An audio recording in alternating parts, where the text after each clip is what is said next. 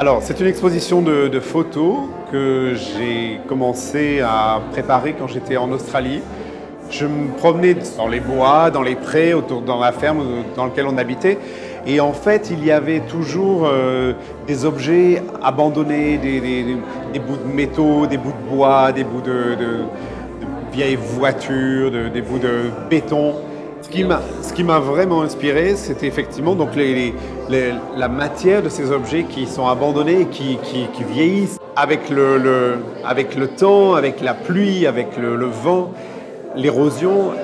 La matière devient vraiment intéressante. La façon dont l'objet vieillit et vraiment donne une richesse et même presque trois dimensions. C'est presque en trois dimensions, la rouille, la façon dont c'est abîmé. Et donc voilà, donc, il y a beaucoup d'arbres, il y a beaucoup de pièces de métaux. En Australie, les aborigènes sont passés, mais ils n'ont jamais construit, ils n'ont jamais marqué la terre. Et là, il y avait toutes ces traces, toutes ces marques humaines. Et donc, du coup, j'ai commencé à les regarder comme des miroirs de qui on est et comment on traite notre terre.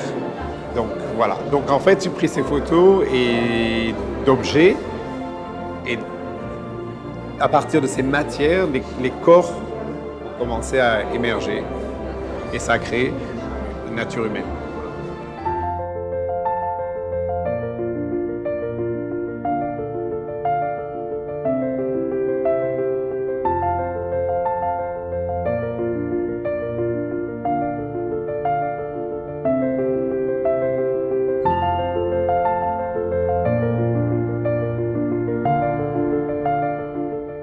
À partir d'une photo que je prends d'un de ces objets, quand je la regarde, disons que je marie la photo de l'objet et une partie du corps humain qui pour moi donne un sens, qui donne un sens de protection ou d'extériorisation, différents sens que chacun peut choisir aussi, c'est pas du tout imposé.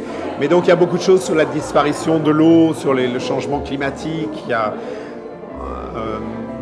sur le dessèchement de la planète. Voilà, donc il y a une lecture de notre état de l'humanité à travers ces objets que je vois comme ça par hasard.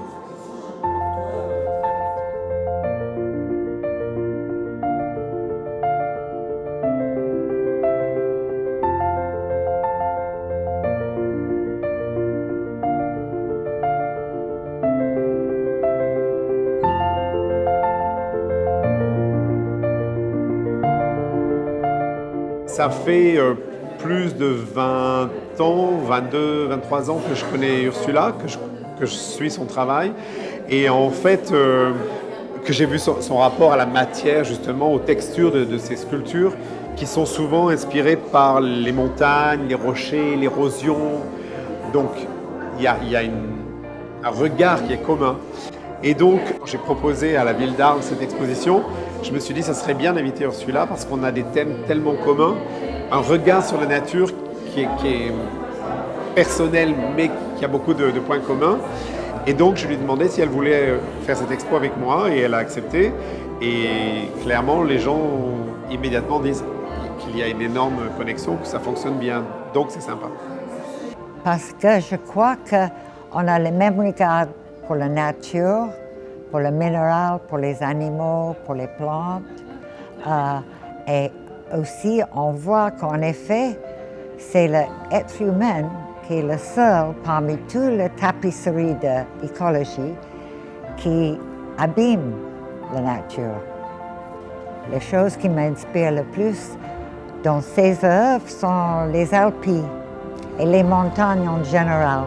Mais depuis que j'ai vécu dans les Alpes, ça fait 22 ans, 24 ans peut-être, je me promène dans les Alpes tout le temps et ça change avec la lumière, avec le temps. Et je vois parfois les personnages dedans, mais souvent c'est abstrait et quand je travaille, les personnages peuvent sortir ou non. Je crois que souvent ça commence une base de mes préoccupations aussi.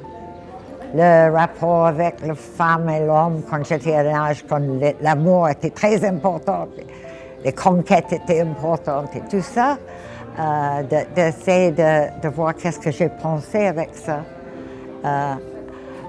Après, parfois préoccupation avec surtout la nature.